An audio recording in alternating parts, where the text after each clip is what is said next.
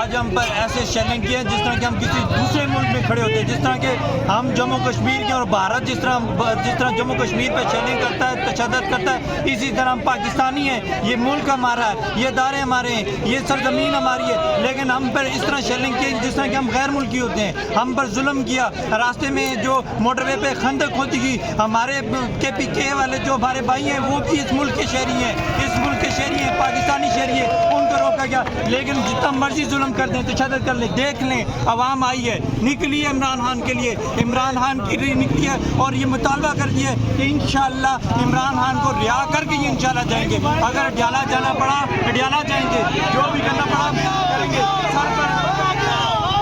سر پر کفن باندھ کے نکلے اور انشاءاللہ اللہ کے حکم سے اس دفعہ عمران خان کو رہا کر کے انشاءاللہ ہم واپس جائیں گے، اگر دھرنا دینا پڑا دھرنا دیں گے، اور محسن نبی کہہ رہا تھا ہم نے یہ انتظام کیا ہوگا، آج کھڑے ہوئے ہیں بالکل ڈی چوک کے سامنے کھڑے ہیں، روک سکتے ہو تو آ کے روک کر دکھاؤ، انشاءاللہ تمہاری منج ٹھوکنے کے لیے آئے ہوئے ہیں اور ٹھوک کر جائیں گے، تمہاری بھی اور تمہاری جو مریم نواز ہے اور شہباز شریف ہے اس کی بھی منج ٹھوک کے انشاءاللہ